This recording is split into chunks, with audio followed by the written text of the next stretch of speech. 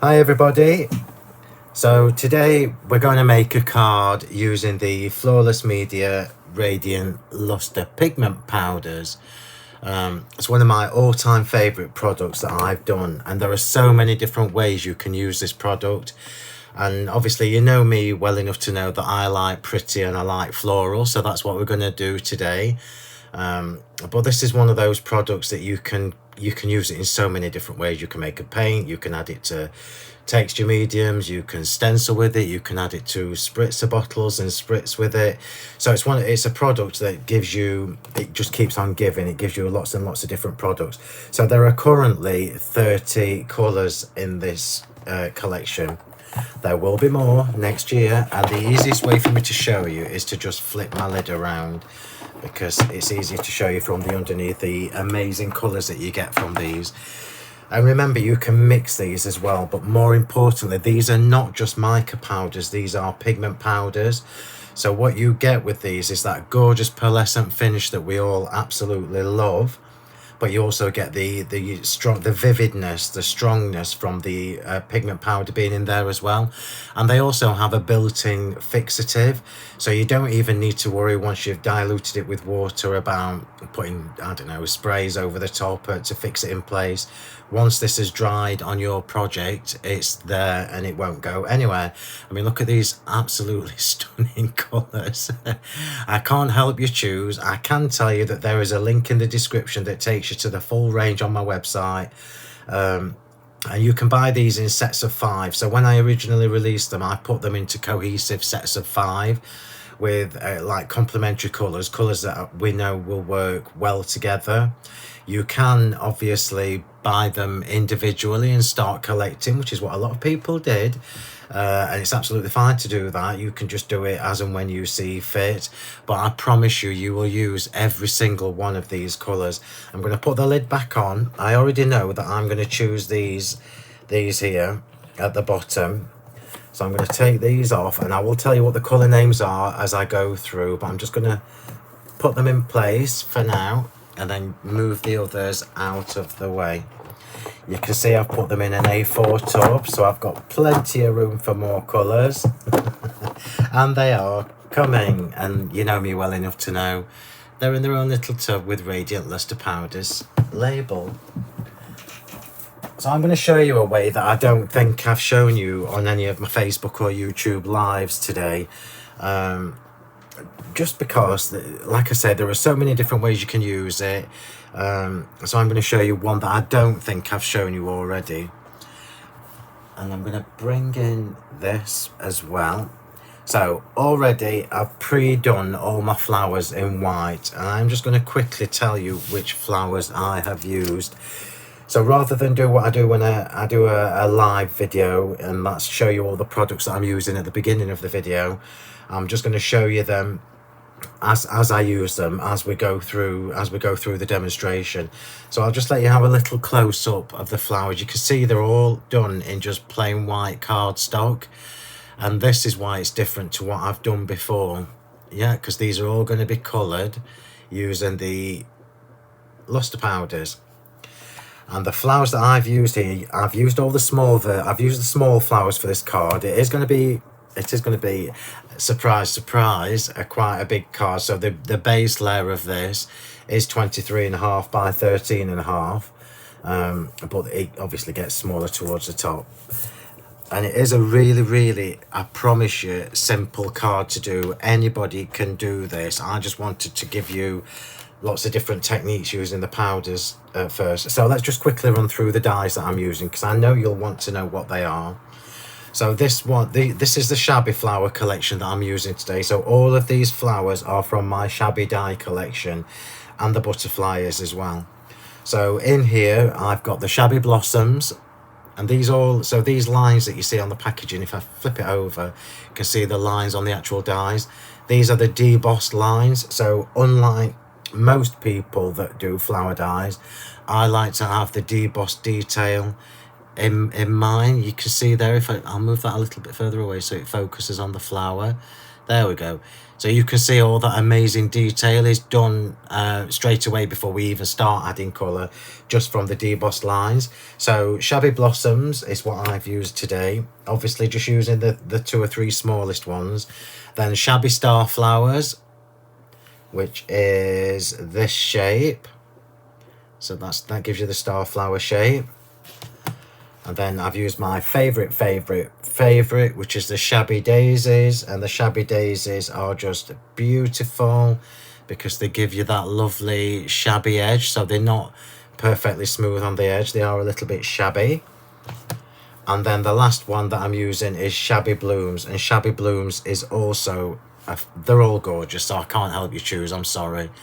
But they all work really well together, or they work as standalone die sets. Also on here, I've got the, as I say, the Shabby Butterflies. So the Shabby Butterflies, again, these were all released at the same time. And you can see, look, we've got that lovely shabby detail on the wings. And within this set, you get 1, 2, 3, 4, 5, 6 dies. And you get 2 that are lacy, which is like this one. And then you get the solid one for underneath, so you can use that with that to create a coloured, the see-through colour through the lacy bits, or you can use them on their own as solid butterflies. And then you get the 2 extra solid butterflies. They're beautiful dies. And then also on here, I've got the floaty fronds. Now they don't look like they don't look like floaty fronds because I've snipped them down to next to nothing. But I promise you, they are floaty fronds.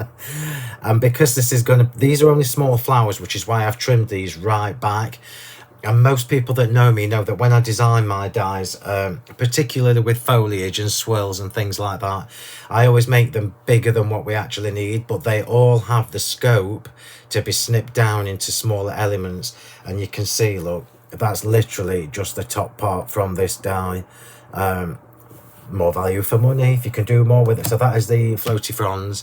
And also I've got the mistletoe in here. Now if you've not watched me before, you won't know this, but the mistletoe die set is obviously part of my festive collection, but I actually love this all year round because it's just a really pretty shaped leaf. So I use it all year round in my foliage, and it's actually in my foliage die boxes as opposed to the festive ones, because I know I will use it all year round. So all that cutting has been done already. So, and I've shaped the flowers and glued them together because I'm doing this in reverse. So let's just show you what else I've got prepped before we actually start. I'm moving that bit of card out of the way because it's getting on my nerves. So the grey board. Grey board is one of my all-time favourite products. You can see that's fell out already. It's one of my all-time favourite products for us as crafters because you can add so much beautiful dimension but not weight. It doesn't make your cards heavy. And I've actually used today this fabulous flourish, and I've put it somewhere safe where I can't see it. Here it is. And I've already gone ahead and done this with my gritty texture medium. Let me see if I can get that any sharper. If I get there you go, look. So you can see I've got that gorgeous texture on there, and it gives you that vintage shabby chic style without even doing anything else to it. So I could actually leave that, and it's kind of an off-white when it dries, but I've done this ahead of time because I needed it to dry, because we're going to paint it. We're going to change the colour of this with the Lustre powders. But I am going to show you how to do that. I'm not going to do it on another frame. I'm just going to do it on this little bit of grey board here. So I'll pop the fleur-de-lis out and I'll show you how to do it. Let's just pop that over there. I'll just show you this as well before I start. Look, this is one of the grey board clocks. And I've also given that I'm not using this today. This is for another project later in the week. But I've also given that the gritty texture medium treatment. I mean, it looks fabulous just as it is. So that tips for I'm just going to poke this fleur-de-lis out because I'm just going to use the fleur-de-lis just to show you how to do this. I'm going to save that, waste not, want not, and then I'm going to show you how to do this. So a bit of kitchen roll, not that it's messy. So I currently have 2 different texture mediums. So within my Flawless Media brand, so Sentimentally Yours is my brand, obviously, and Flawless Media is a brand within my Sentimentally Yours branding, if you like. It's a brand within a brand. So Flawless Media just relates to all my media products, such as the Radiant Lustre pigment powders and etc. paints and everything. So the gritty texture medium, I'm just going to show you what that looks like, just in case you've not seen it before.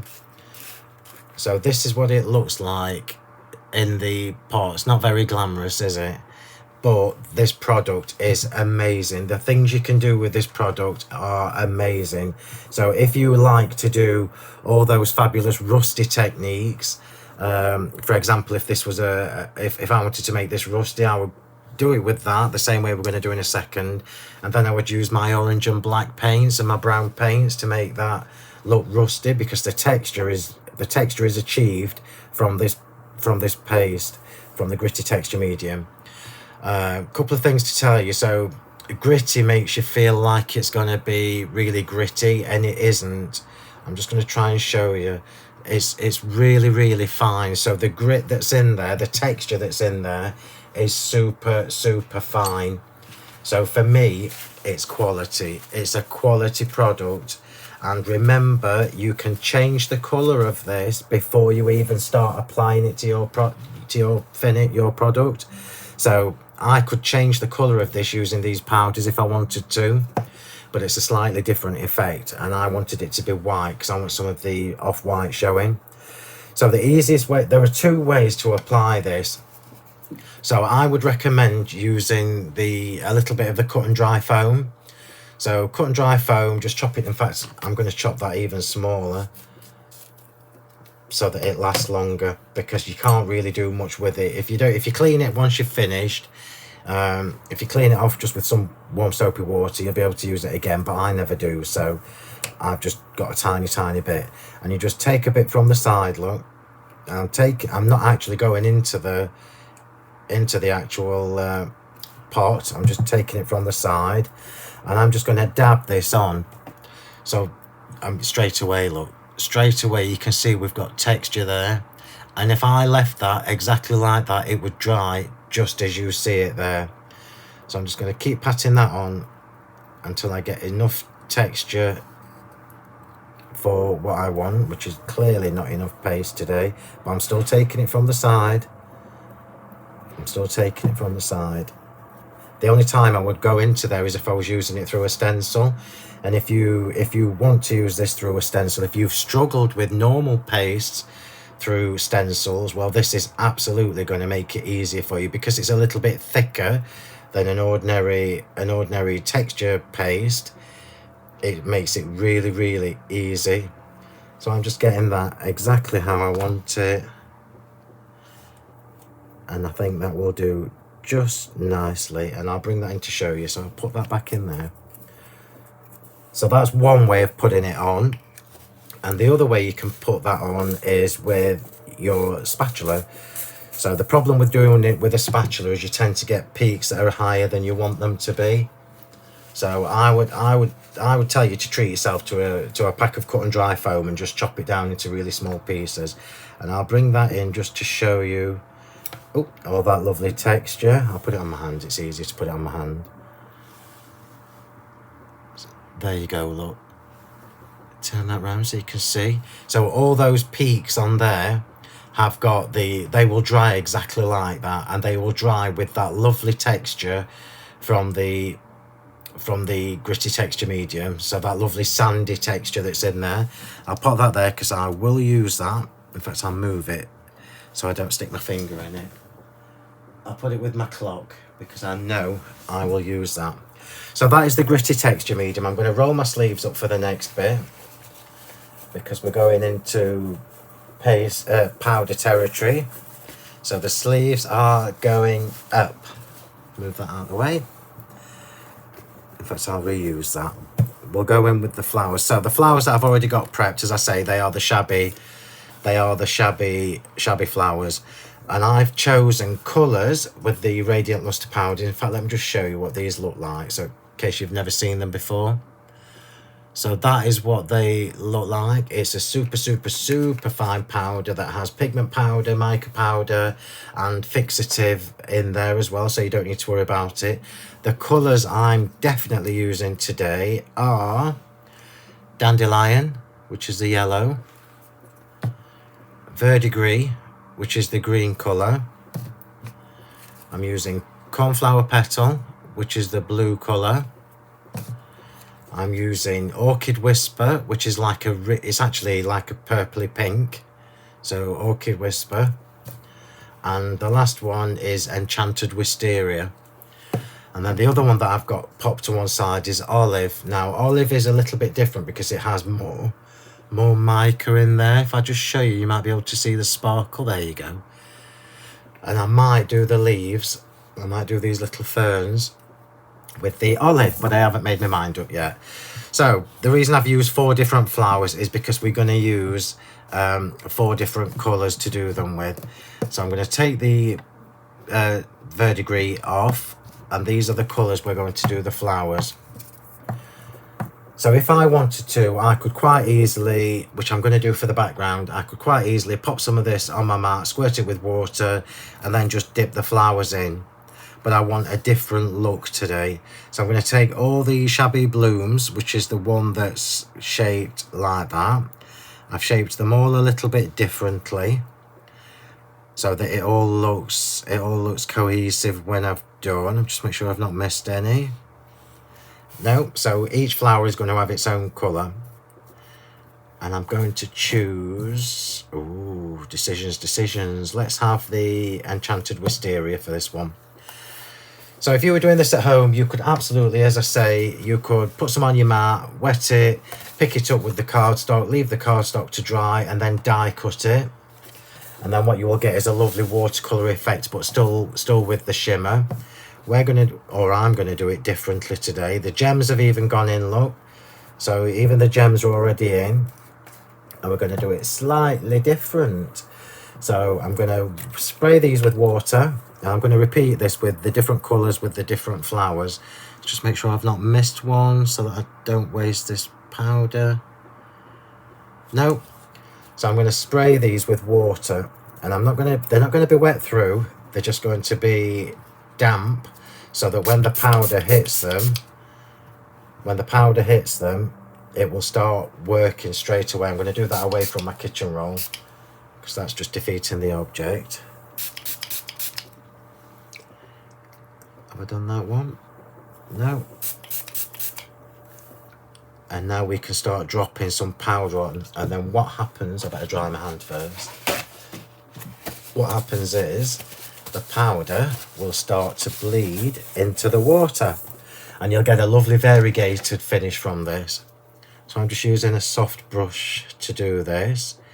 So we'll add the powder, we'll pop the water on, we'll add the powder, and then we'll probably add a little bit more water on. That's far too much for this flower, but it's going to look amazing. Let's just pop that back in there.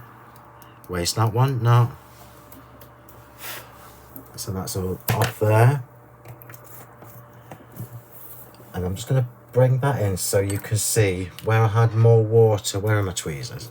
Where I had more water, it's already started to bleed a little bit where it had more water.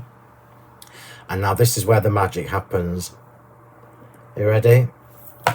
So I'm going to squirt these again with water. Oh, that's fabulous already. In fact, I'm not even going to do any more. I'm just going to leave it like that. And we'll move that around. Oh, that's just lovely. That is just so lovely. So hopefully what's happening is the powder, the water is gathering around the centre of the, which it is, look there, it's gathering around the centre of the gem. So when this dries, I'm just going to put a bit more powder on, I was a bit skinny with it there. So when this dries, we will have a lovely pearlescent ring in that colour around the gem. It's a win-win. It's like a twofer. We're getting a bonus. Just take it from here. I'm gonna put a bit more on. I think I was a bit tight with the powder there. And again, Phill. I don't know why I'm being so skiddy with it, because it lasts for ages. But this brush is, I don't know what I've done to the, I don't know what I've done to this brush, but it's got a bit bushy. It's not supposed to be that, it's not supposed to be that big at the end. So let's just give that some more water. That's better, that's more like it. So I'm not going to do anything else with that. Take the excess out and leave it. In fact, I'm going to leave them exactly as they are. So when you put that against some white cardstock, we need to leave these to dry now, obviously, so you see the shimmer. But can you see we've got the colour, and the colour has bled all the way down to the gem because of the water. So I'm just going to pop these to one side, and then I'm going to repeat that process with the other colours. What happens as well is this will change that cardstock. So it's a plain cardstock at the minute. And by the time everything's dried, it will be a pearlescent cardstock. So let's move on to the Shabby Blooms, which is this one, and we'll repeat that. The more, obviously, the more water you use, the more the paler it will be, or the lighter there will be. Make sure I've not missed any. Yeah, I did. So this time I'm going to do them with, let's go with the cornflower petal. Oh, look at that colour. That's just beautiful. And I'm going to repeat the same process, and then these can be drying while we work on the rest of the card. And I would always leave these to dry naturally as long as you possibly can. I'm going to make them a bit wetter than I did before, because it's quite warm in my craft room, so they were drying too quickly. So this is why I've put the flowers together before I've put the powder on. It's just a different effect, because you wouldn't get the bleeding going down the veins and everything had I have done this as a background before applying the water. A little bit more there. Oops, not that much, Phill, but that will be very blue. It's all part of it. So again, with a little bit of water, just to make the powder run. And obviously once it's wet, it stays in place as well. Oh, that's just lovely. These are so pretty. I'm going to take some of that excess out. Let's just show you, look. I'll show you with this one. So you can see, look, we've got some areas where it's mist, which is exactly what I wanted. Some areas where it's bluer, but it's all bleeding and gathering around that gem. And the only glue I've used is just my PVA glue to stick these flowers together. It doesn't need to be a special glue. I'm just popping these in my inky box to dry. And like I say, we'll leave them as long as we possibly can. I would rather leave them to dry naturally than use the heat tool. But if we need to, we can.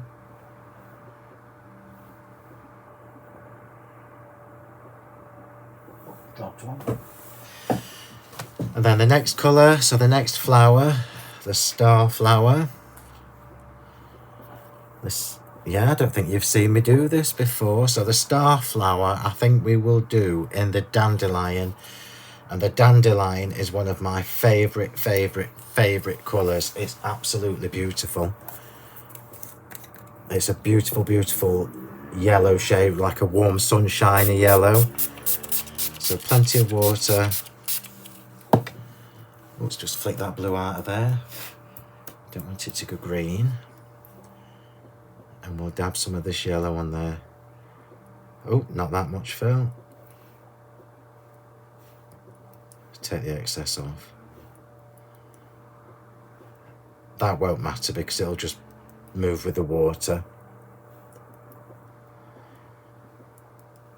can see you can put as little or as much as you want on. Remember as well, this will change the colour of the gem, so where it hits the gem, if I've got it too thick and it's covering the gem up too much, it will change. So I've used the Aurora gems because the Aurora have the iridescence and they will just pick out all that lovely colour. So a bit more water. Oh, that's just lovely. You can see, look, it's pooling around the centre of the flower, which is exactly what I wanted. I might have too much water in that. Let's take a bit more off. That's amazing. Take some of the excess out. I've used a bit too much water, and I do want them to dry so that we can finish this card in normal time and not Phill live time.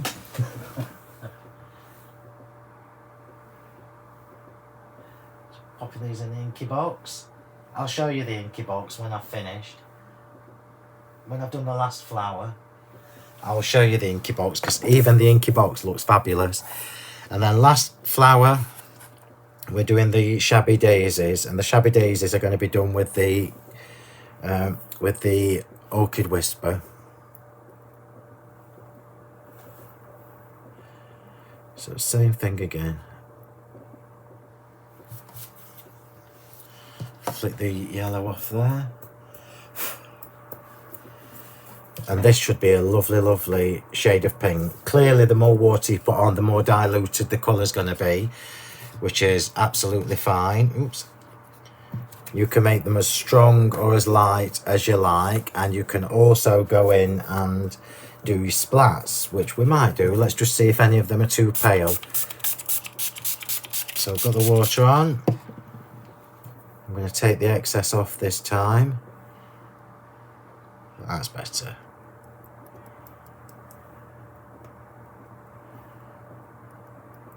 This is a gorgeous colour as well.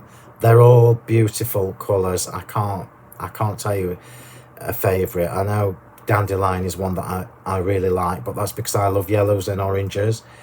So I'm just going to put a little bit more, oops, on there. Forgot to shake off the excess. And I think that will do nicely. Put the lid on so I don't get water in it. Another squirt of water.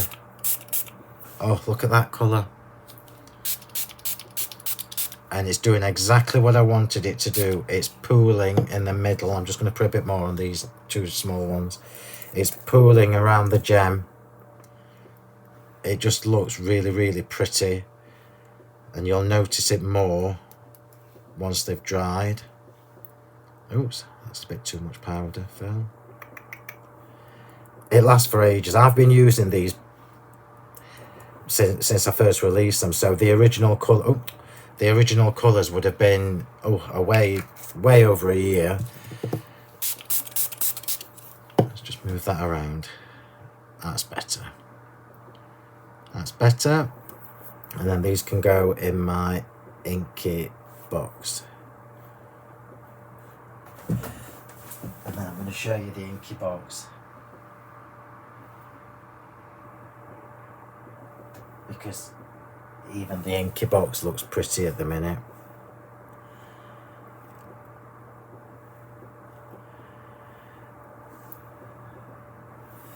There we go. Nearly done.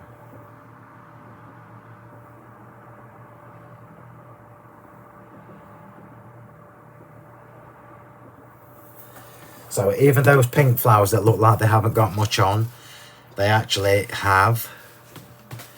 I'm just going to dry this up, and then I will bring my inky box in to show you. And then we're going to change the colour and use these in a different way on the foliage.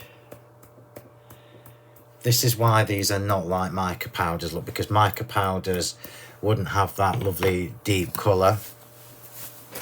So let's just show you how these are starting to dry now, look. Can you see what I mean about the, you can see the colours.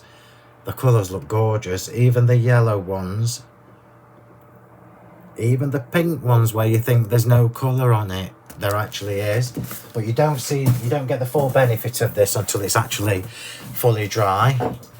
So I'm just going to get a drink, and then that's one way we've used these. We're now going to change the colour of these little the bits of foliage.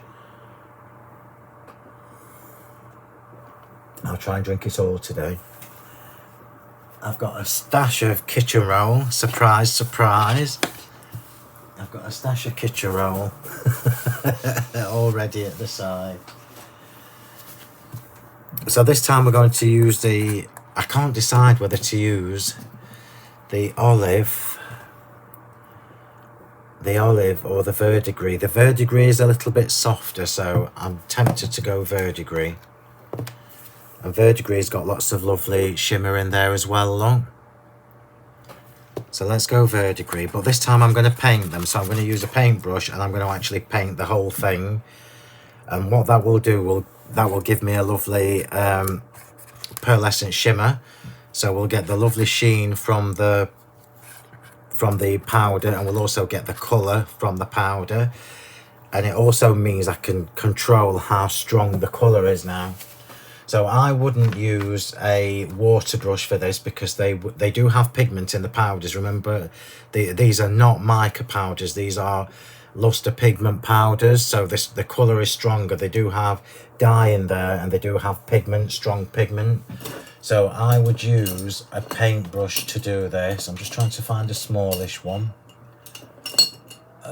This will do. This one will do. Smallish one, he says. Sorry, Finn. Little bit of water on my mat. So this is a different way of using these that I'm going to show you now. We're going to create our own little paint, and you can actually, as I wiggle that, look, you can see that gorgeous golden shimmer you get from the verdigris. And I'm going to paint these, and I only need to paint the bit that you're going to see.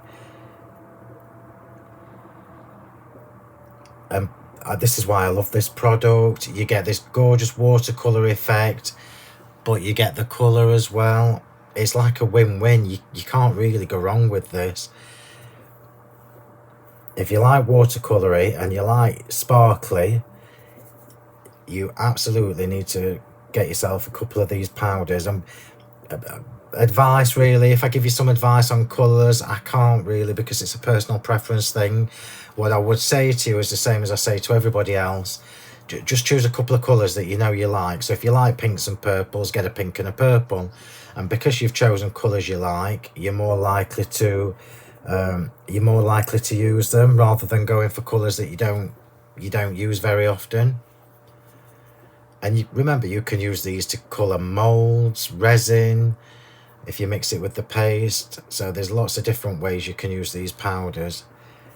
And you can actually see that gorgeous verdigris green that we've got going on there with the gold shimmer. I'll bring it in to show you properly in a second. I'm just making sure I've done them all. I thought I'd done 7, but 1, 2, 3, 4, 5. It looks like I've done 6. So I'm obviously a better crafter than I am counter. And I'm putting them on the kitchen roll for 2 reasons. I mean, it's a shame to really waste that, so I might water that down. I'm going to make that a bit paler. So more water, less colour. And I'm going to just go onto the the mistletoe as well. So because I've gone paler, it'll look like I've used a different colour. Yeah, that's lovely. It's giving me a lovely golden shimmer. So just by diluting a bit further, a bit more with water, different colour. And I suppose it takes the edge off the white. Oops. I'll bring it in and show you in a second. I'll just do the others. So that's 2 different ways we've used these powders so far. And I'm going to show you another way in a minute. So the more diluted, the paler the colour. And this is a really good way to show you that.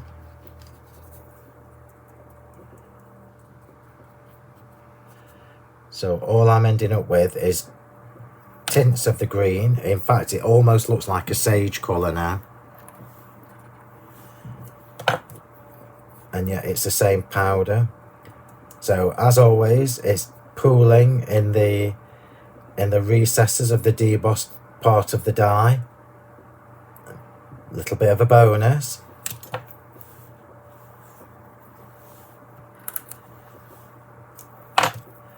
Who doesn't love a bonus? An extra for nothing. Julia would be proud. So let's just clean that mess up. Sorry, I'm not using that. I could have done, but not till later on. So I'm just cleaning the powder off the brush because I don't want it to stain my brush. So all that's left on my little grey mat now is the butterfly, which I'm probably going to leave plain white. So let's bring these in to show you. So if I show you the... Oh, look at that. You can see the gold and the green. Absolutely gorgeous. And then if I show you one of the mistletoes that started to dry, it looks like a completely different shade of green. Look. There we go. This is the better one to show you on because it started to dry. Look, so you can see the shimmer from the pigments and the mica that's in the powders. That just looks fabulous. So I'm going to pop these in the box. Leave everything in the box as long as I can. We won't look at that box now until we get to the very end stage of this card. So we're going to come back to the frame, because this is actually going to frame my sentiment.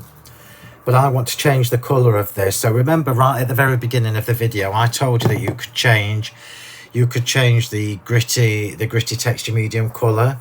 I'm not going to do that this time. I might show you on a separate video at some point. But all you would do is use your spatula, take some paste out, put it on your mat, and then just mix in a little bit of the powder, and obviously mix it quite well. And don't put too much in, otherwise it'll become too dry. But mix it quite well, and you will see the colour of this go from the lovely off-white that it is, and it will change to a pink or whatever colour. But I'm doing this the other way around because I want some of this white showing through.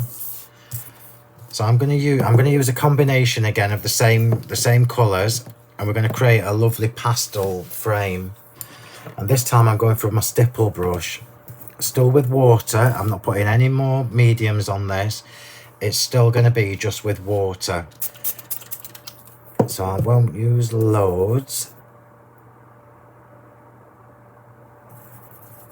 And the less water you use, that might be a bit too tight, Phil. The less water you use, the stronger the colour. I mean, that looks like an absolutely stunning pink. But as soon as I put it on here, because this is already dried and we've got the texture, it's going to give me those peaks and troughs again. Oh, that just looks fabulous. If you like shabby chic and you like pretty, this is absolutely a win-win. So I do want white showing, so I'm not being too heavy with this. And I'll bring it in and show you just after one colour. What's happening is it's settling. Oh, it looks gorgeous. It's settling in the troughs or the shallow parts of that texture. Let me bring that in to show you. Look. So if I wanted to change the whole thing to a pink colour, I would mix it. Instead of mixing it with water, I would mix the powder with a little bit of my regular texture medium and still stipple it on, still put it on the same way, but if you stipple it on with the texture medium, it will actually cover as opposed to falling into the recesses. But the project we're doing today is a watercolour style project, which is why I want these lovely shades. I'm going to go blue, I think, next to that. So clean my brush off, a little bit of water, a little bit of blue. That's far too much. Look at that colour. That's the cornflower petal. And I'm going to go next to the pink in the opposite direction. This is why I love it. I can still see some of the off-white showing through. It looks fantastic. That is just gorgeous. And I'm sorry if anybody is saying don't waste that, but it's too late. It's cleaned up. And then we'll move on to the let's move on to the lilac, the wisteria. I'm going to save a little area for the green, so we can pick a bit of the green out as well, the verdigris colour. Gorgeous. You can actually see the mica. Just if I move my light, you can actually see all that gorgeous mica in there. So we'll go next to the pink with the light orchid. Next to the pink. That's amazing. That looks so beautiful.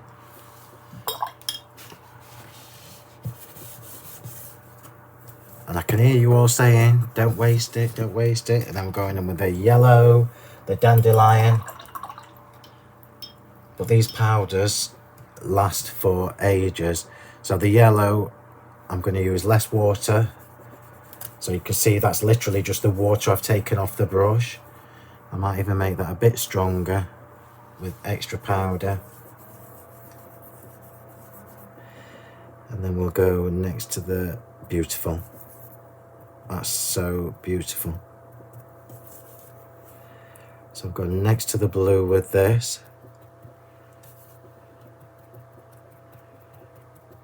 And then I'm going to finish off with just a little tint of the green, and then I will bring this in to show you, because already where it started to dry, where this has started to dry, I can see the pearlescent finish. So last colour is the verdigris, and the only reason I'm putting a bit of verdigris on here is because it will tie in with the leaves when the whole card is put together. So no, I don't need a lot of this because there's only a tiny area. I'm just stippling this on, but you could absolutely do this with an ordinary brush. So I'm just going in the bit that I've left spare for the verdigris.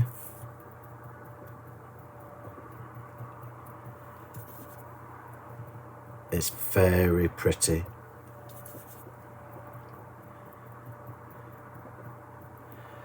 And that's it. So we've now created a watercolour paint, which is what we've done on here. We've added colour just with water and dropping the powders onto the water. And I'm just going to bring this in to show you, and then we're going to do the background. So you can actually already see areas where, let me see if I can get a decent shot. If I wiggle that, hopefully you can see. I don't know whether you can. I can't get it any closer because the camera, oh, there we go. There you go, you can see just where the yellow is, where the blue is. We're getting that shimmer just as it's starting to dry. And more importantly, we've not completely changed the whole colour of it. So we've still got little areas where it's white, which is exactly what I wanted. So I'll pop that to one side and leave that to dry. Lots of drying time on this. We're just going to check the inky box. Let's just check the inky box. Oh, that's just so pretty. Look at that. Look at that. And do you see what I mean? Look, it's all pooled around the gem, so we've got a lovely purple ring around that. This one's not, oh, this one's not dry yet, but it's getting there, look. Look, look, look. It's beautiful. And this is really delicate, and I think this is why I like it. So let's just show you that pink. That's just fabulous. especially because you've got the debossed areas and the dyes, it just gives you an extra, it just gives you extra texture as well.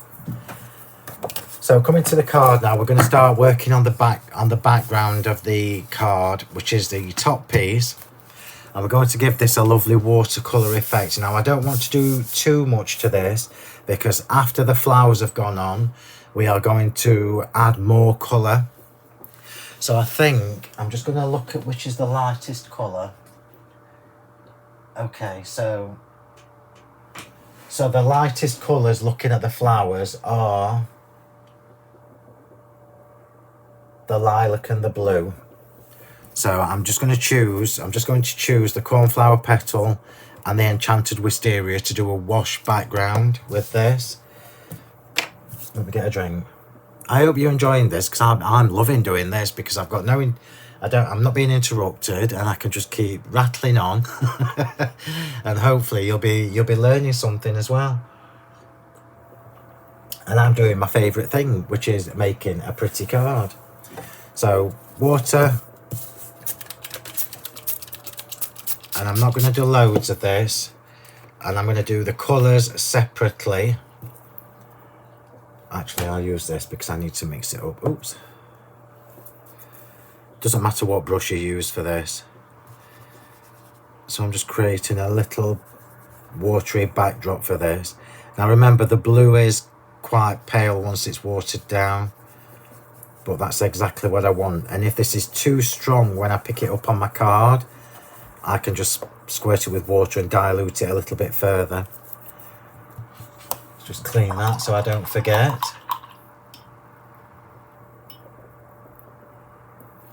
Here we go. And I'm just going to pick that up.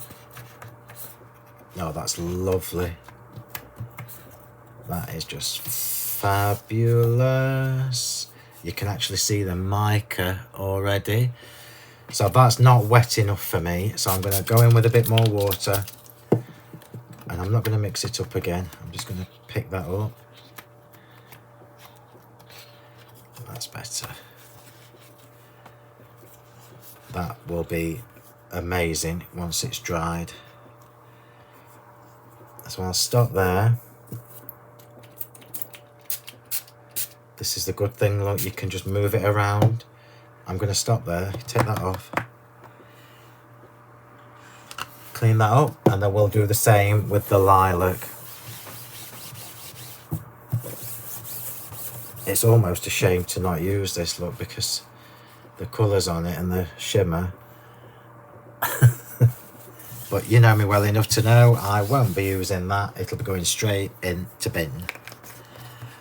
And I'm going to repeat that process with the enchanted wisteria.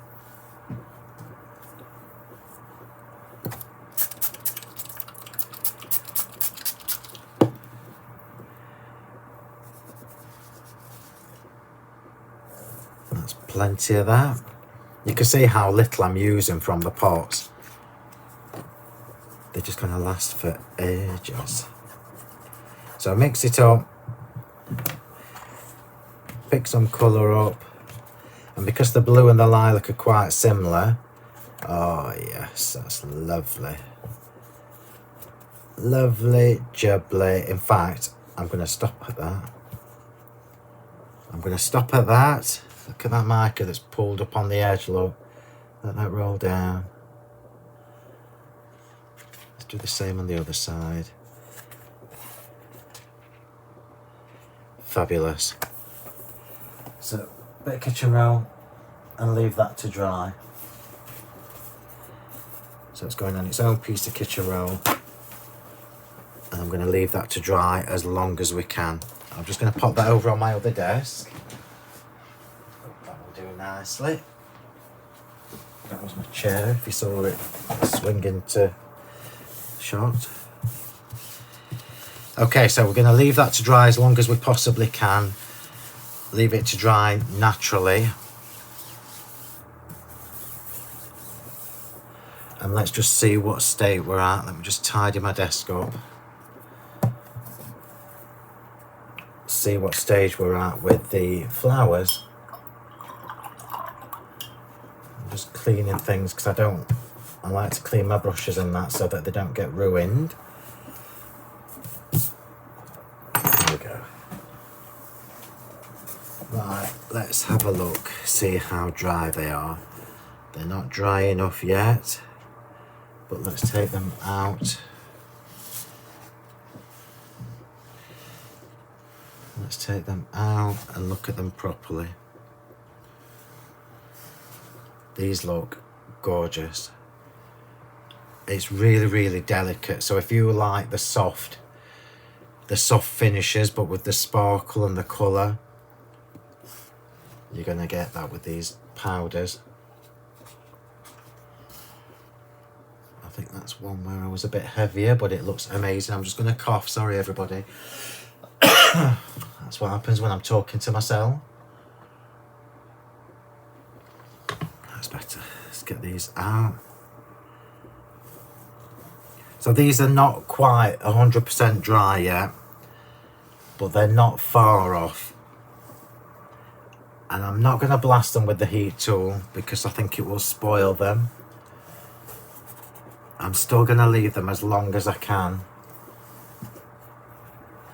to dry naturally.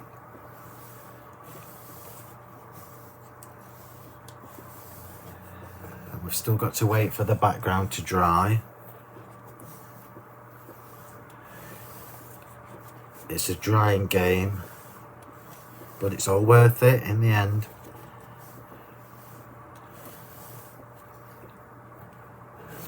I'm just poking the fronds back up on these flowers as I'm taking them out of the box, because inevitably what happens when you wet the die cut flowers, it opens the petals as they're drying. Hey, I'm not doing bad for time. I've just had a quick look. 51 minutes. That's quite good for me. Oh, look at this. Look. Where are you? Come on, camera. Focus. I think it's too busy trying to look at the background, which is busier. Wait till I've moved the box and I'll show you again. In fact, let's take them out.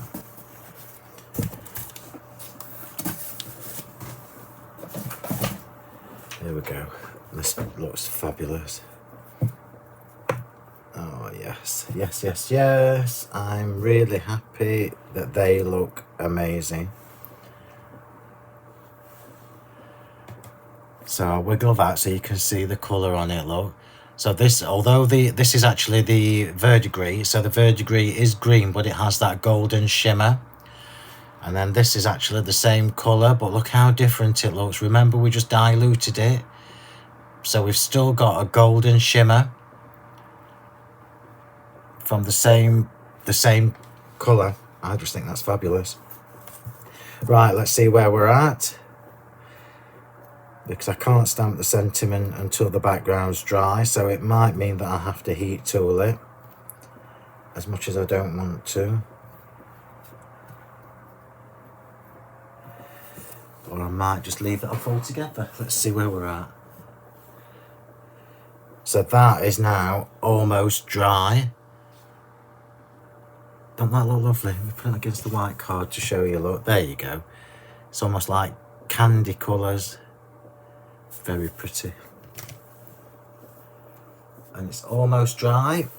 So we're slow but sure.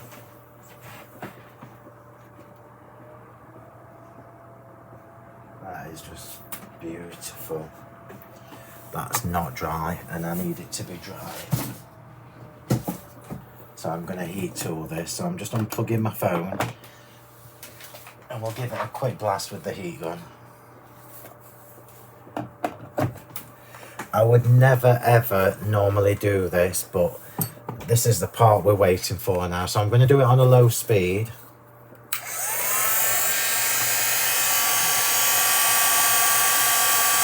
And try not to do it too quickly.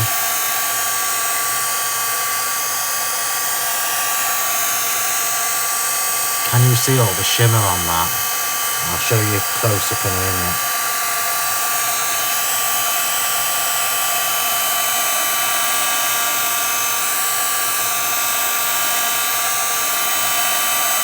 So by doing it on the low speed, it will stop my card from buckling too much. But obviously it takes a little bit longer.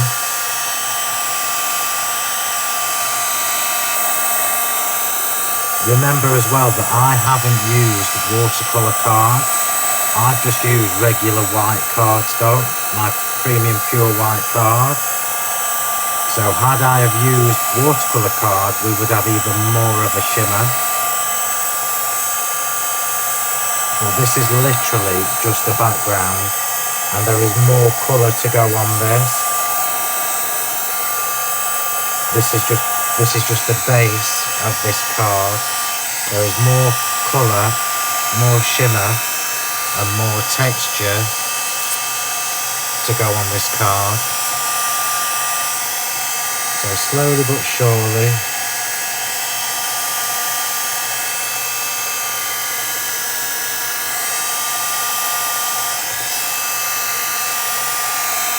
I want to stamp onto this piece of card, so I've got to make sure it's dry.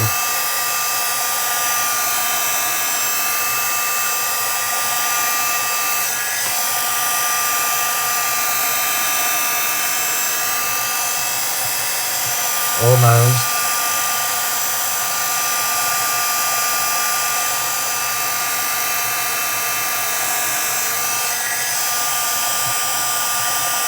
I'm not worried about the buckling too much because we know we can flatten that.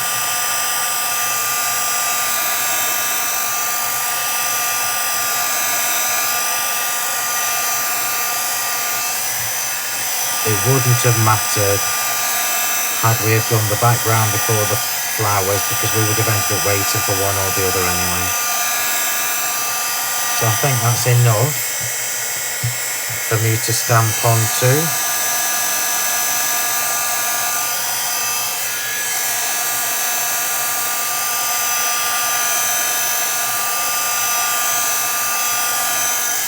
There we go. So that is dry enough for me to stamp onto. And let's just show you that shimmer that I've got going on there. Oh, without dazzling you. So it's actually... so even there, look, where it looks... There you go, look. It's actually lilac. It depends where the camera hits the light. So I'm trying to show you that it's not just dirty, it's shimmery. Okay.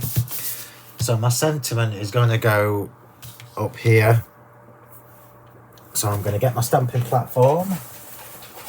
And I haven't decided yet whether to stamp my sentiment in black or purple or green. So I'm going to choose in a second. So I'll put my card on. And then once my sentiment is on, I'm just going to put this under a piece of heavier,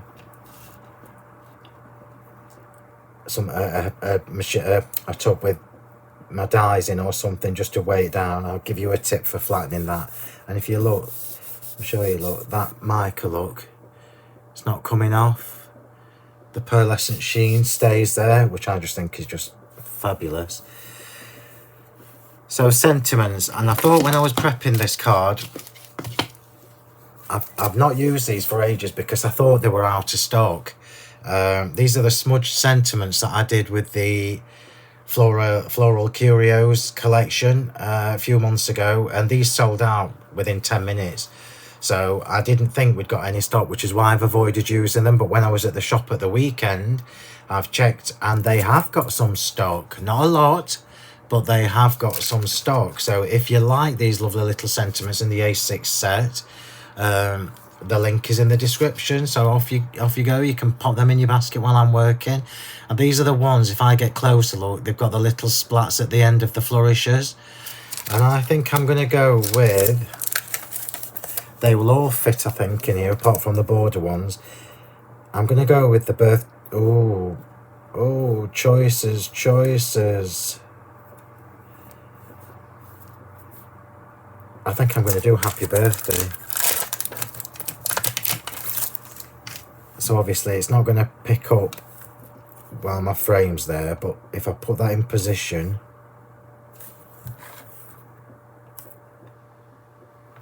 get that in position, I need to come across a little bit more.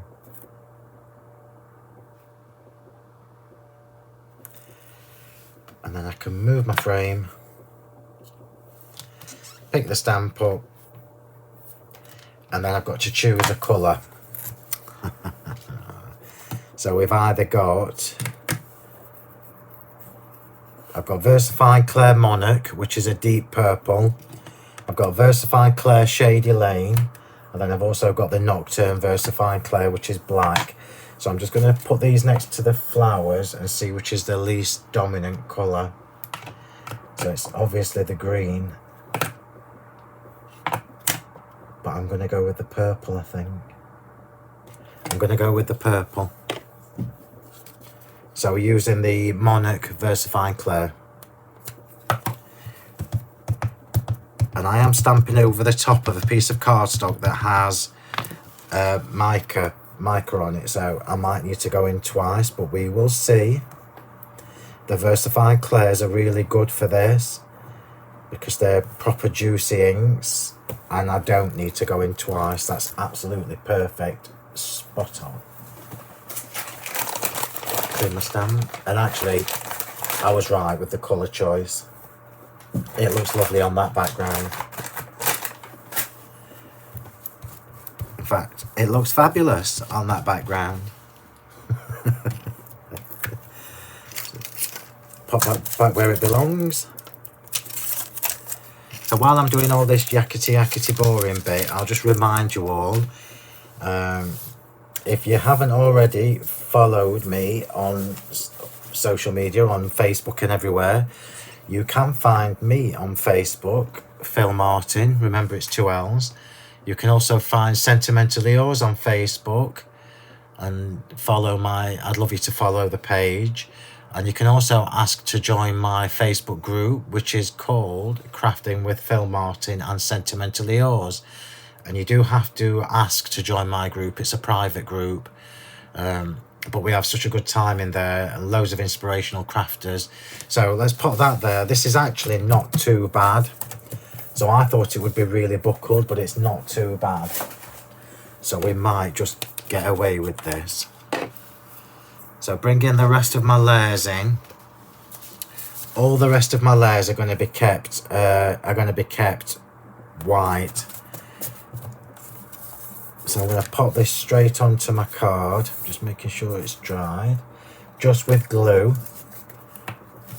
so just flat, and then I'm just going to pop that underneath my tub with my tools in, just to make sure it's flat, because I am adding more colour with the powders and some more texture with the art stones, but they're going on after I have put all the flowers and all the embellishments on, which is, I know, kind of back to front, but it's just easier to do it that way. So I flipped that over to rub that from the back, just literally so I don't rub my finger over the ink and smudge the ink. And it's actually not too bad, it's not buckling or anything, but I'm going to give it a second underneath my tub here, just to keep that flat. And then whilst we're waiting for that, I'm going to put this layer on foam tape. So this is just plain white card, no ink, no edges, no nothing. It will be glittered at the end. But you know me and layers on a card. I like layers. And this card has got a 4, which is actually quite skimpy for me. More often than not, my cards have 5 or 6 or 7 layers on. But this one didn't need it. I'm just going to show you what these flowers look like against the white card, look, because you really see the colour. You really see the colour more once it's on the white card. Look. And then obviously all that lovely shimmer. And all of them have the darker centre where the water's bled down to the middle. Fabulous. Exactly what I wanted. Pokey tool.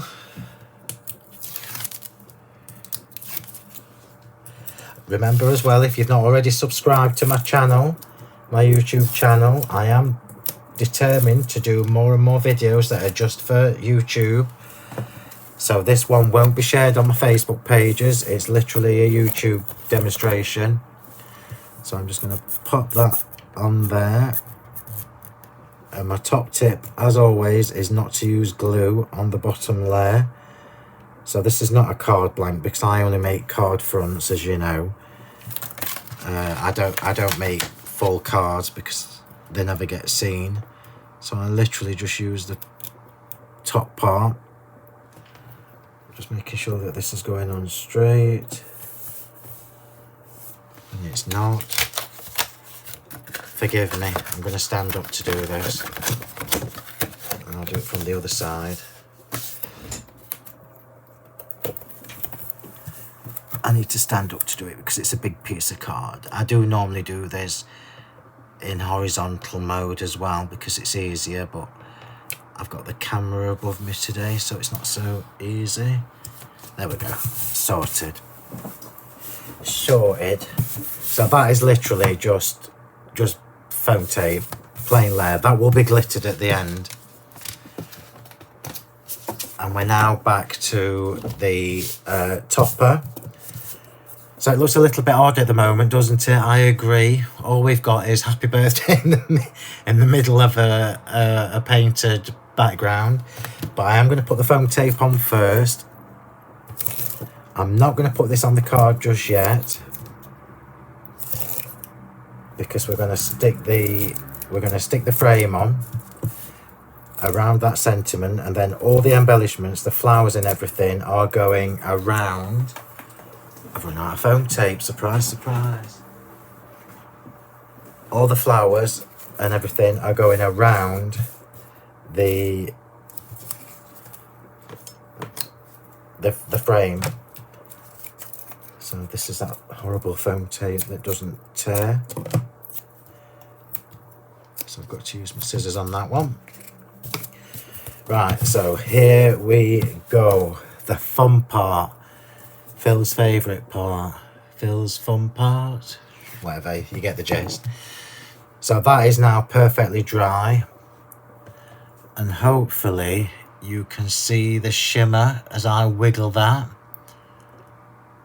And I just love the fact that I've been able to add all that texture, look. Let's see if I can get it to do a sharper. Do you know what? This is the best iPhone they do. And it doesn't do the close-ups really well, which I just think is shocking.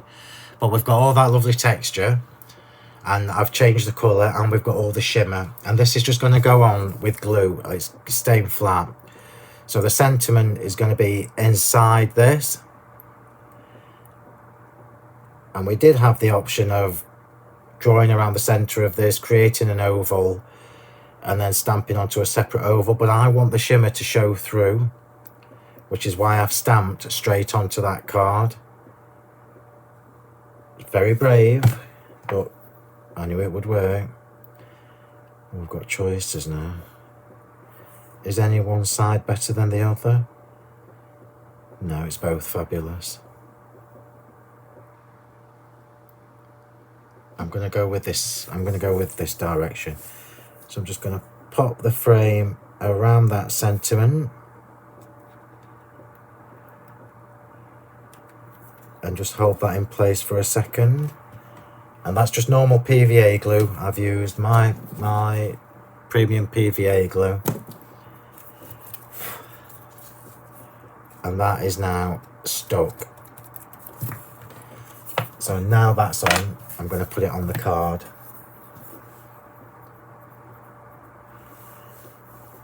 Yeah, I am, because I want some of this paint.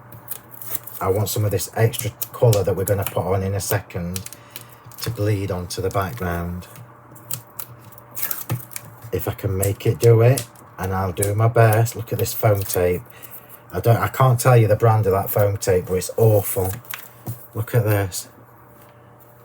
I don't know where I've got it from, and I think I must have had it for years. I found it in a bag in my craft room, but I certainly won't ever buy that brand. Right, pop this on, stand up, Phil, so that you can get that straight. No, that's just lovely.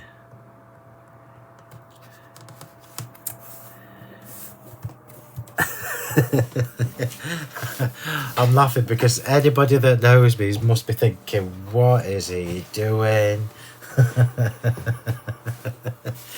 But trust me, this will be fabulous. So now the flowers are going on.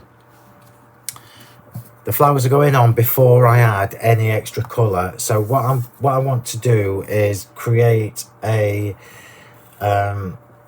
almost like a, I'll show you. I'm going to come round there, down to here, and just have a few up there. But I like my flowers dimensional. Just show you that because you can see the shimmer in that now. Hopefully you can see the shimmer in that. And I love how it's gone into the veins of the debossed areas. So I know for the top I planned a starflower, a daisy, and what else did I have up there? I had 4 flowers up there. It was 2 daisies. It was a little daisy. So they are going up the top end. So I'm going to keep them to one side. 4 flowers are for that top side. And I'm putting my base flowers on, which is something I rarely do, with glue, with PVA. So if you're going to replicate this card, this is the biggest tip I can give you, is have everything at the side, as I'm doing now, because there's quite a few flowers, surprise, surprise, for this card. You'll notice that there is only one that is triple layered and one that is bigger than the others. And the one that is bigger than the others is going exactly here. I know it's going exactly there because that's the way I planned it. So everything else is going around it. So I'll get a drink and we will start. So the base flowers are going on with glue gel. No, they're not. They're going on with PVA. Because, and I rarely do this, but because I know that I'm going to be adding some more paint and some art stones, I need the bottom ones to be set. So that's what I'm going to do. So here we go. So let's have this next one here. So that's going to go here. Just hold it in place for a second. I'm going to put that back so I can work around it.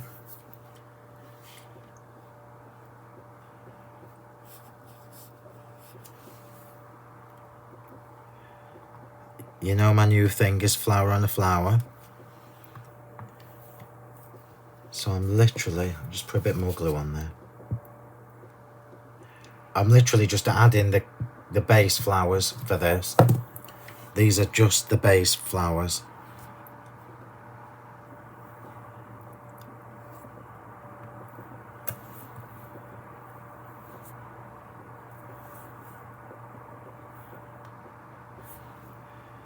So bear with me while I do this part.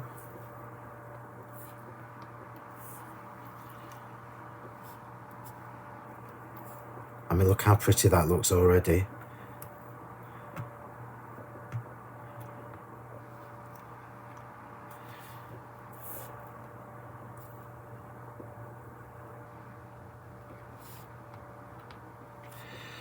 Okay.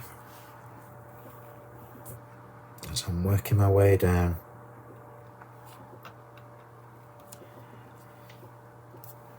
When do I ever put flat flowers on a card?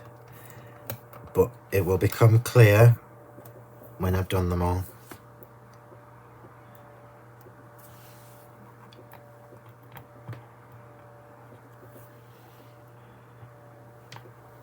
You can see that that's going to be pretty.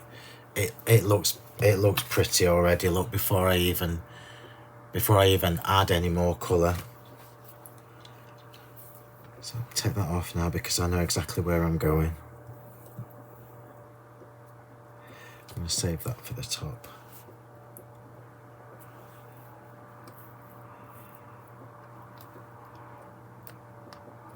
So they just get a little bit sparser towards the bottom. I'm not going all the way down.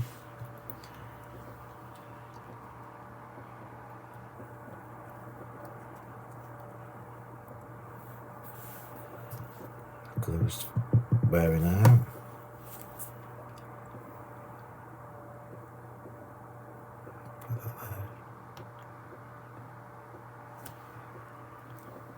So here we go.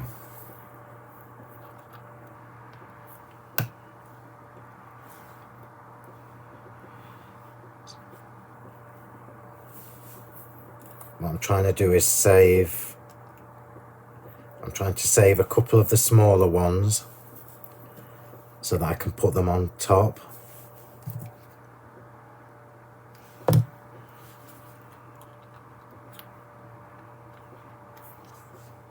I hope you like this idea, I love it. And then we'll have this one down here, I think.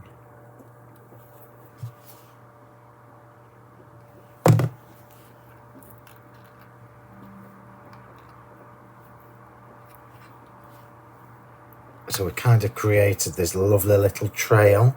And I'm going to save these little ones because I'm going to have them on top to create some height. So this one can go in last on glue gel. So they're going to stay there. The four for the top are going to stay there. And we're now going to add some art stones. So I love this product. I absolutely love this product. The foliage, by the way, I've not forgotten about the foliage. That's the very last thing to go on, as you know. That's what, and the butterfly. So I'm going to show you these art stones from Finnabair. And I'm sure if you've seen me before, you would have seen me use these in the past, where I've used them on canvases and more mixed media type projects. But these look amazing as well on your cards and painted. So the colour of them, these are light as a feather. They don't weigh anything. And they come in 3 different sizes. So this one on the left here is the mega. She calls them mega art stones. And they're not big, but they are the biggest of the 3 sets. So they're the mega. The ones in the middle are just called art stones, which are the medium size, I guess. And then the one at the end is the mini, which is the fine one. And I'm going to use the medium sized, and I'm going to use the mini. So top tip for this: have yourself a lid to catch these art stones in. So just have a lid to catch these in. And there are a few different ways you can apply these to your projects. I'm literally going to use my texture medium. So I'm not using the gritty, because remember the gritty texture medium already has texture in it. I'm going to use the regular texture medium for this because it dries transparent. So it's almost like the same as using a 3D gel, because effectively that's all they are. They're all the same. They're much of a muchness. And I'm going to use a little paintbrush to do this. This one. Oh no, I'm not using that one. That's one of my posh ones. Let me just find one of my older brushes. Bear with me a sec. Yeah, that'll do. We'll use this one because it's one of my older brushes. So I'm going to put some other texture medium on my mat. These are literally just going to be tucked in little areas around here. And then we're going to add the powders, and then we're going to spritz it with water so we get colour. We get more colour from the powders dripping, and it will drip onto the outer edge of this. You don't have to do this. This is just something I really wanted to do. So they are so light. So I'm going to take some of my medium. Look, it's my texture medium, the normal one. I'm going to pick it up on my brush, pick some of the balls up on my brush. There you go, you can see that now. And I'm just going to put them in place using the texture medium. It's not an exact science, this, but that's part of the fun. This is literally just adding some texture. I love these little stones. And Anne, I know you'll be watching, and Anne's been waiting for me to use these on a card for ages, so we are doing that. So I'm just tucking it in at various little points.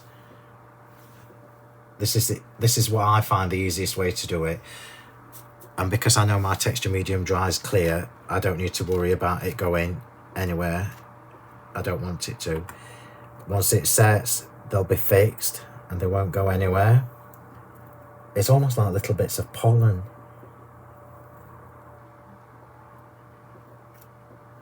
Just put a couple where I've got that paste there. You will lose some of these inevitably because it just does. But the majority of them, once this is set, won't go anywhere. So let's just do a bit on this side. Oops, I don't want that one there or that one there. Let's do a bit up here.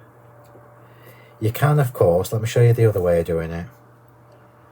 You can, of course, put your medium on like that and then put the balls on top. But I find that I have less control when I do that, as you can see. I want more control over where they go, or as much as I can get. You don't need to worry about your texture medium going anywhere you don't want it, because it's going to be painted in a minute. And it dries completely transparent. So I'm just tucking them underneath. Get in. Get in. Do as you're told. We'll do a bit down here.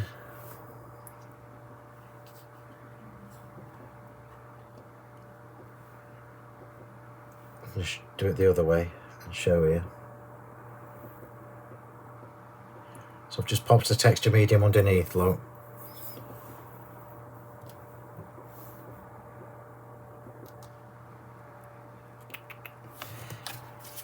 Get yourself a little tub and pour them on. I just find that a bit easier when you're going into the little nooks and crannies, but make sure it doesn't go everywhere, because it does.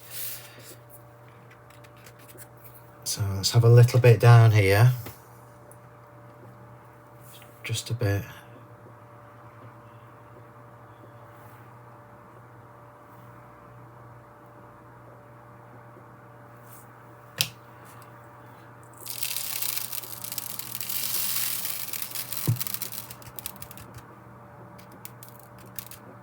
There we go. And then the last bit, or two bits. This is why it's easier with the medium, and of course I'm going to spray this with water in a second as well.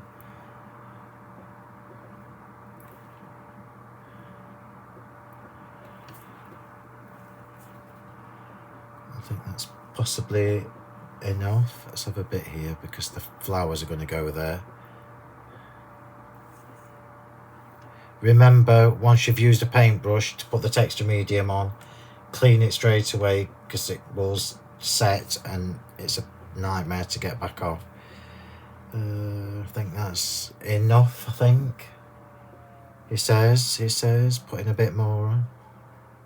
Stop, Phil. Somebody stop me. Right, I'm stopping there.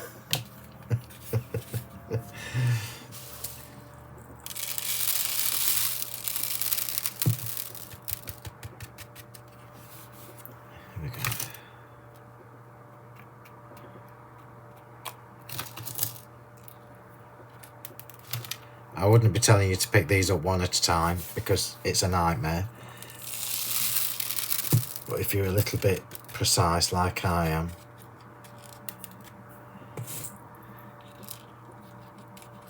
you can shove them in places.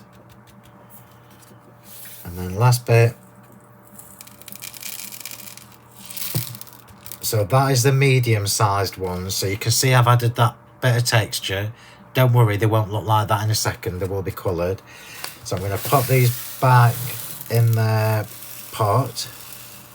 And then we're going to go to the fine one, the small one, the mini ones. And what happens with the mini ones is they will fill in the gaps. So where there's any extra texture paste showing that was too small to get the medium-sized ones on, the mini ones will fill in that space. We are almost done. So I've only got about 10 minutes or so left for this. Put my brush in some water. I'm just putting my brush in some water so I can get the paste out of it later. That's better. And now we're coming to the fine ones, and if I show you how fine these are, look, these really are like granules. And I'm just going to go over the whole areas that have been already. Yeah, that's fabulous. That is fab, fab, fab, fab. I'll do a close-up for you in a second.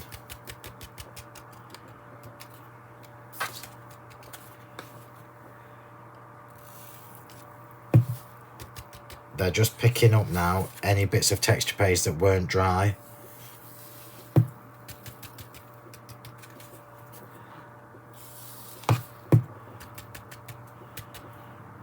Yeah, that's amazing.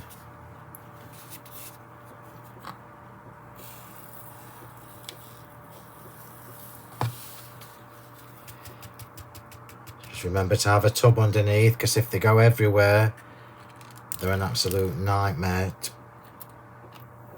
pick up, and you end up hoovering them up because it's a waste. Look, can you see? Look, so not everywhere, but all the areas that there were undried texture medium, they've now got those on. And this is fun, putting these back.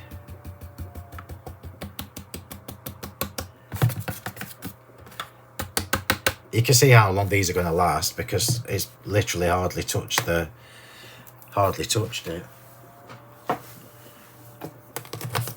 Okay, so that is there is a link in the description for the art stones. I think you only really need to buy them once, because they last for such a long time. You'd only need to replace them if you were using them loads. Right, so we're now going to not that piece, let's get a clean piece. We're now going to add some more colour.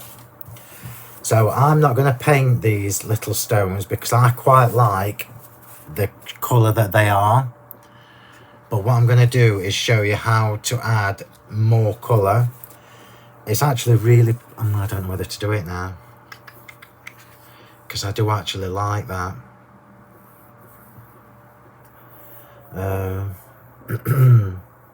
Decisions. Right, I'm going to do it. So we're going to add a little bit more colour in the background. So the two colours that I didn't use from the flowers were the pink and the dandelion and the orchid whisper. So these two colours were not in the background, so I am going to use these now. And we're just going to create a little bit of a wash. So I'm going to get my paintbrush, the one that I used for the paste.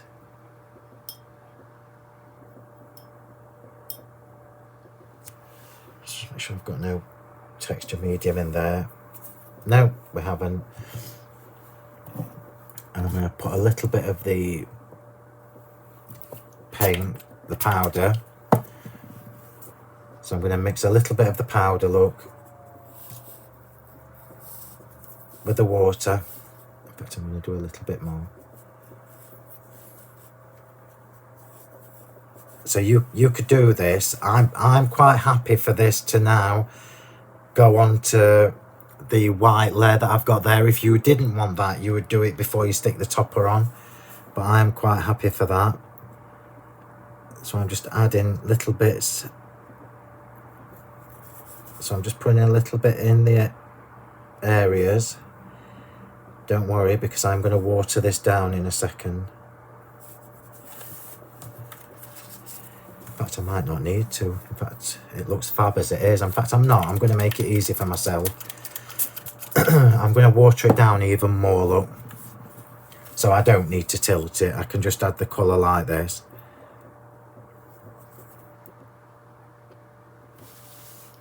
So we can just add... This is just the colours that I've not used in the background. So we're literally adding to the background.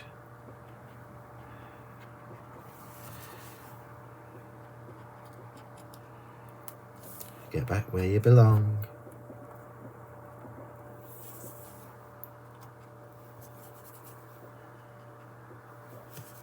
Do a little bit down there.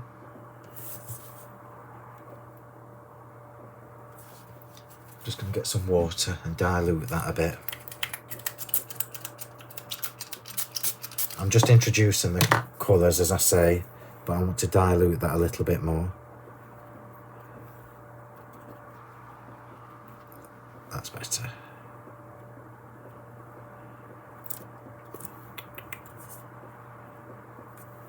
That's better. And then we'll do a little bit with the pink. And then we'll finish putting the rest of the flowers on. And the foliage. So Orchid Whisper.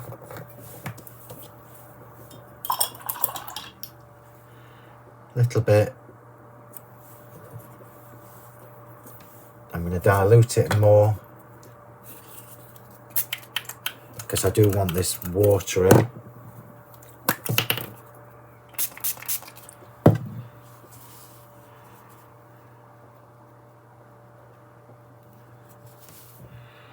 It's actually worked out really well, and I'm just going to show you one more thing, because you can see the texture medium's not dry yet where I've put the little balls, but you can colour them.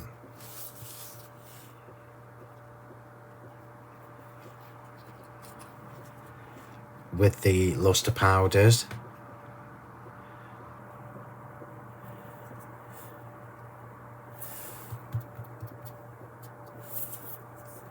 Just a little bit there, the pink.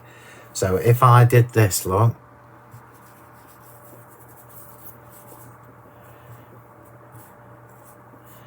and just dropped it onto the stones, you would need to leave these till they're dry before you do this. But if you just drop the colour onto the stones, I'll do this bit as well. I'll do this bit. The colour from the watercolour, the powders, it's not dry yet. I'm not going to lose that. Hang on, I'm going to put that in with a bit of glue because I don't want to lose that stone. That one stone is crucial.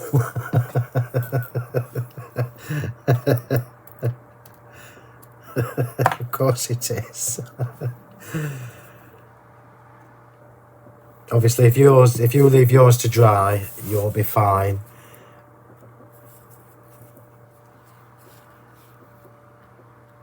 I'm just touching the top ones, look, just to let the colour run through. Let me show you. Can you see, look, it's actually changing the colour of the stones, but you would need to leave this until it's properly dry.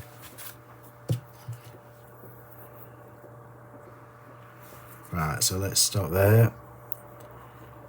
So this is why I only used 2 colours in the background, because I knew we could add the other 2 colours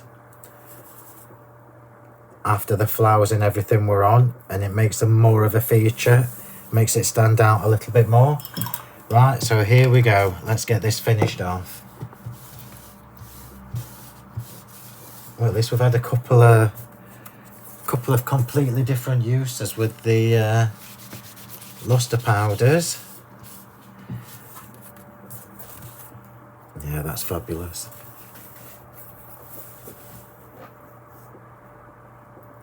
Just so you know as well that that fleur-de-lis we did at the beginning, that's completely dry. Right, let's get the rest of these flowers on, and these rest are going on with glue gel.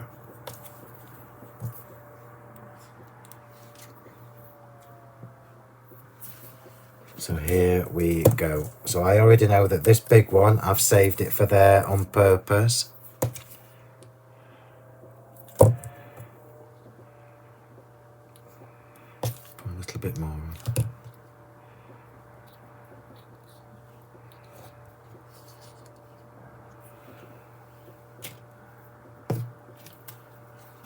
We are nearly done. I thought I'd be about an hour and a half, but we're not far off. So that is now higher than the others look.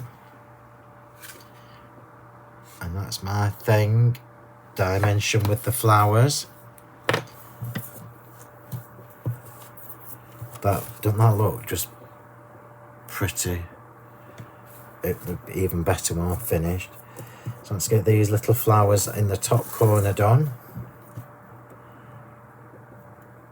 And they're all going on with glue gel.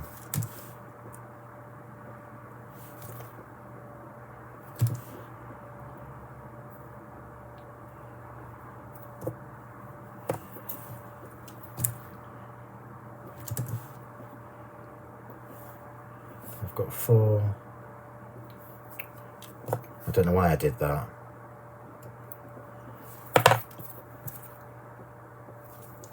Four little flowers for the top corner, and I'm going to put the biggest one on first and put the others around it. So the daisy is going on first because it's the biggest, and then we'll go blue for that side.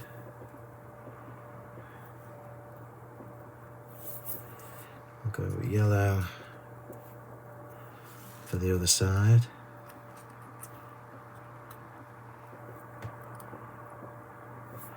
And then that extra little daisy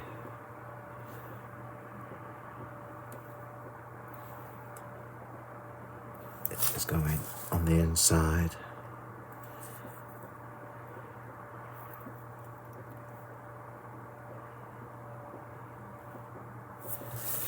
Here we go, we are almost done, everybody.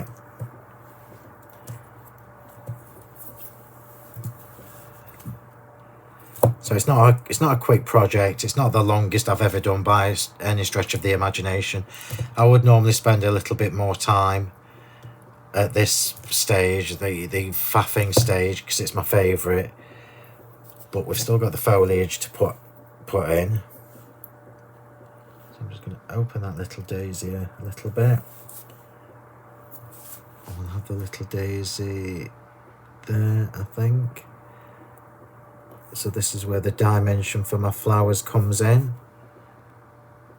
So I've got a flower sitting on top of a flower. Flower tower. Thanks, Kay. Then we'll have that. Oh, well, we'll have that one there now.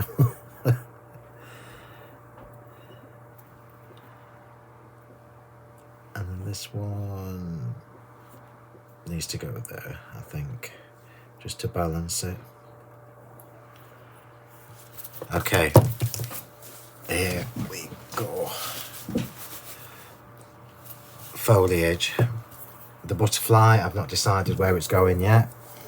In my head, it was going there, but we'll see.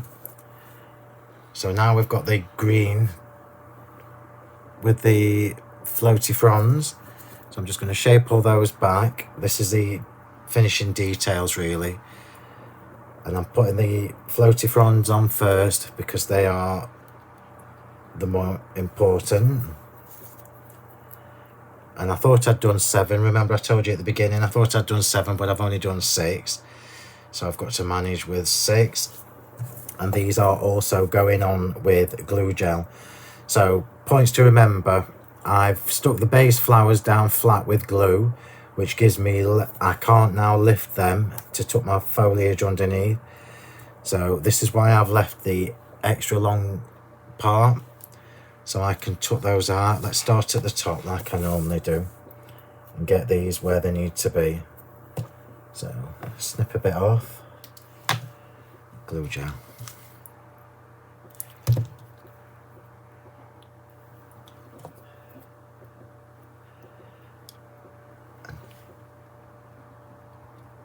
Tuck that underneath.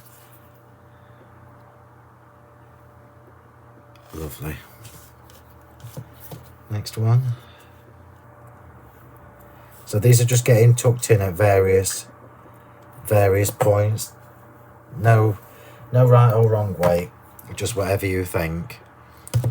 I do try and find a little bit of balance, but in my mind you can never have too much foliage on your cards.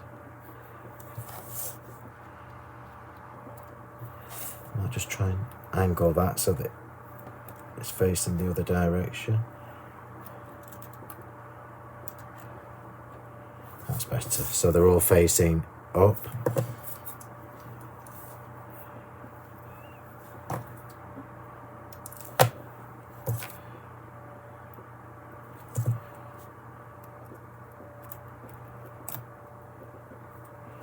So although I said there's no right or wrong way, I've got them all facing up. Let's go here. Let's go here. Yeah.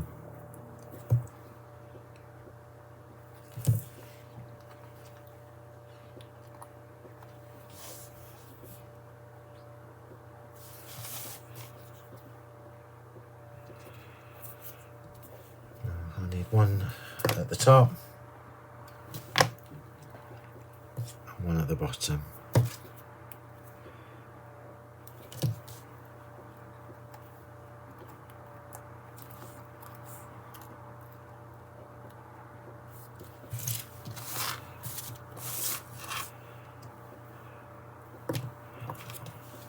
So this is the only one that's going to be facing down.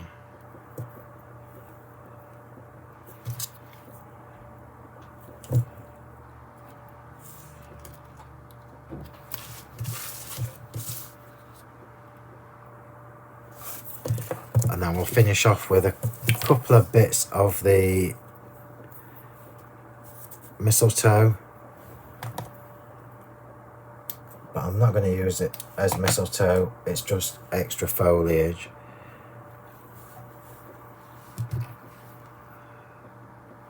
Let's see if I can do it with this. Let's just see if I can do it without messing with it, yeah.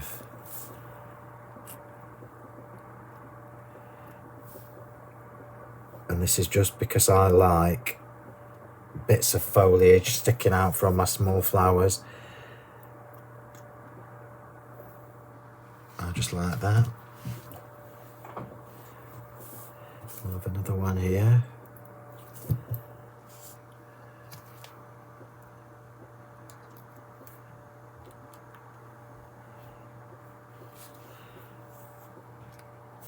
Do I need any more?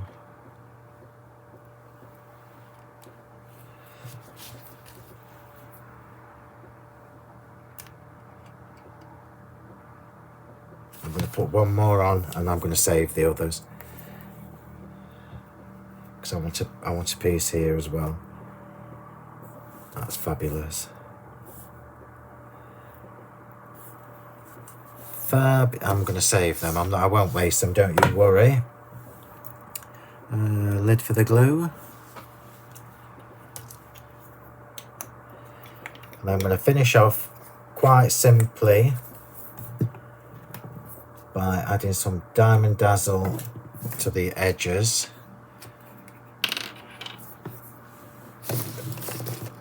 And then a couple of random gems. I think when these have set, they might have a bit of extra colour in. So let's get some Diamond Dazzle around the edge, and I'm not going to do the top, this edge, I'm going to do the one below it.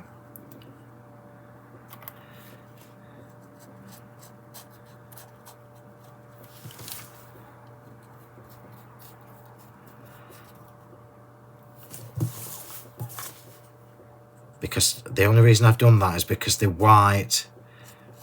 little white edge from the layer that's underneath it actually makes the shimmer pop a bit more. So if I'd have put glitter on there, it just detracts from it. You could do what you want, of course, once you've got it the way you want it.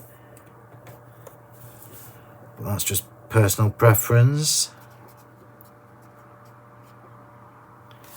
There we go.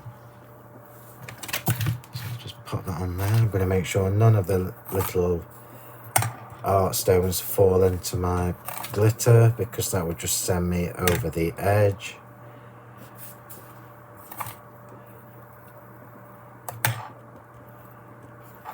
They are almost set actually, so I think I might add the colour to them once they've set properly.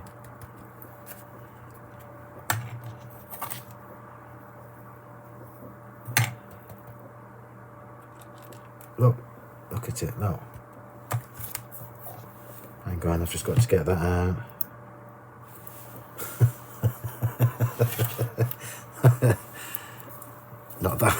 Not that I'm a control freak or anything.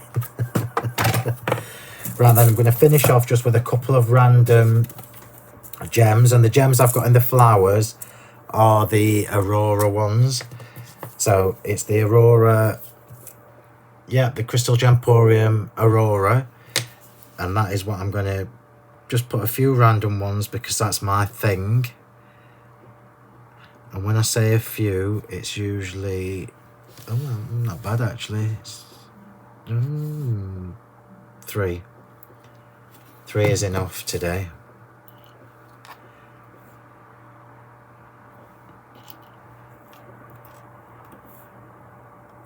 And it just breaks up the background. I'll do a close-up for you in a second. I might just colour those stones with you before you go. Are they set yet? Not quite, so I won't. I'll leave it until later on. And there we go. So we have made, they're almost set. So this is what we've made today. So it's relatively flat for me, this card. It's only about 1 inch deep. I will glitter the flowers when they've set. So the small ones that I've put flower on flower look, they need to set before I can glitter them. So I will just put a little bit of glitter on the tips. So we've used today, well, put your teeth in, Phil. The Flawless Media Radiant Lustre Pigment Powders, and I will colour these few bits that I've left plain. So let's just do a little close-up for you, because it's very shimmery, this card, and I hope you can see how shimmery that is on your screen. So all of that inky watery background is shimmering. There you go, you can just see, look, as are the flowers. So by doing the flowers the way that I did them at the beginning, I'll just remind you what we did. I already had the flowers shaped and stuck together with the gem. And then I squirted them, misted them with water, tapped the powder on, and then misted them with water again. And that's how you get that lovely centre with the concentration of the colour, because it runs down to the middle and it just looks amazing. So hopefully that's something different for you. Remember to get that gritty texture medium as well, because that texture looks fabulous on there, look. Can you see it? And I've just got a little bit of the original colour showing through. So I'll probably have a few more flowers on this next time you see it, but I'll look forward to your lovely comments. So a couple of things to remind you before I go. So everything that I've used today, assuming it's in stock, is available on my website, which is honeypotcrafts.co.uk. Please remember to like and share my video if you possibly can. I would really appreciate it. If you haven't already, please subscribe to my channel. Hit the subscribe button and then hit the notification bell so you're notified whenever I upload new content or whenever I go live. So you just search on YouTube for Crafting with Phil Martin and Sentimentally Yours, and then subscribe there. My Facebook group is called the same thing. So if you do use Facebook, you can search for me and ask to join my group, which is Crafting with Phil Martin and Sentimentally Yours. You can like and follow Sentimentally Yours itself, which is my brand obviously, on Facebook. And you can also find me on Twitter. So if you are a Twitter user, you can find me there, Phill M Martin. And my Instagram is also the same, Phill M Martin. And I can't do a fancy button for it, but if you are on TikTok, I've just started using it, and it's the same name, Phill M Martin. So all the links should be in the descriptions for what I've used tonight. So you've got quick links to take you to my website, so you can treat yourself. I do also have, in my Facebook group, I do have charts, blank charts for all my Flawless Media products, my paints, my powders. So you can download those from the group and fill them in as you collect the colours. So we'll just do one more little sweep from top to bottom. And the only reason I'm wiggling is so that you get the gist of the colours. There you go. You can see that lovely shimmer, because the colours are really quite subtle. So we've created a flower trail, a lovely flower trail from top to bottom, just a little bit on the corner. And the butterfly, I haven't quite decided whether I want it on or not yet. My instinct, and you won't believe I'm saying this, but my instinct is it's too much. So there you go, there you have it. So a couple of different ways to use your Flawless Media Radiant Lustre pigment powders. It's a bit of a mouthful, but they are absolutely amazing. And I will introduce more videos where I use them in different ways as well. So it's definitely a product worth adding to your crafty stash because of all the different things you can do with it. So thank you very much, everybody. I hope you've enjoyed that video, and I will see you next time. Thanks a lot. Bye.